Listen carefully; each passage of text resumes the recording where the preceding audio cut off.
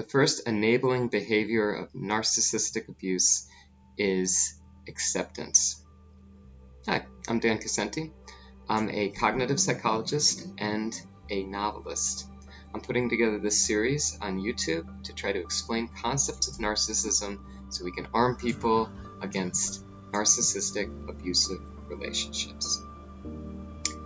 So acceptance. So what do you think it is? This is a very common word. You are accepting the behaviors of the narcissist in your life, not questioning whether those behaviors are good for you or not good for you. You simply accept the narcissist and all of the things that they're doing to you because it helps you stay in that trauma bond with them. Now, it's not just the acceptance in your own head, but you're telling the narcissist, if you're doing this, that their behavior is acceptable. You're justifying it, you're allowing it to be part of the normal set of behaviors that people are supposed to do in relationships, providing excuses and justifications for it. This arms the narcissist. They are well aware at a certain level, and maybe it's not always hitting the surface of their thoughts, but at a certain level, deep down inside, they know what they're doing to you is wrong and you're not supposed to be doing it. But then you come along and you tell them, yeah, it is okay. You're just trying to do this thing. You only hit me because I did this other thing. Oh yeah, you treated your coworker like garbage because you were upset that they got a promotion that you didn't get. Of course you would do that to them. By doing this acceptance, and because empaths are usually targeted by narcissists, you're letting your moral reasoning, take a step down.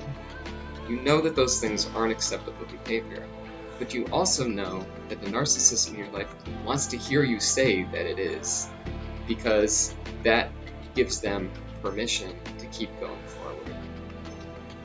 And, again, when I introduced this series, the previous video, I'm trying to make sure, and I say this in every video, enabling is not something that you should be shamed about. Okay, so even acceptance or, lowering your moral standards, lowering your logical standards, your reasoning to accept the narcissist's behavior or their general abusive patterns, it's not your fault. Okay? The narcissist has put you into a trauma bond, and the trauma bond necessitates these enabling behaviors, because if you're not enabling the narcissist, they're going to check out of the relationship, and you're now dependent on them. So you can't just allow them to walk away when all your dependencies are on them. You might be financially dependent on them, you might be dependent on them to interpret reality because you've been gaslit by them so much. You feel like that relationship is something you need to stay in really bad. So don't feel bad if you do this acceptance, or if you've done it in the past. It wasn't you doing it. It was the narcissist making you do it because they put you in the trauma bond. So acceptance of behaviors that you know are not moral or not logical or not fair or just, it's being done because you have this desperate urge to stay in a relationship that's abusive because you don't know what you're going to do without it. So if you like this video, please hit like, please subscribe if you haven't done so. Just some button clicks that you'd have to do, but that will allow the YouTube algorithms to go, hey, these videos are working, let's get them out to more people. That will help more people understand narcissism. So you'd be doing them a favor if you do that. So if you want to help other people out, just click those buttons.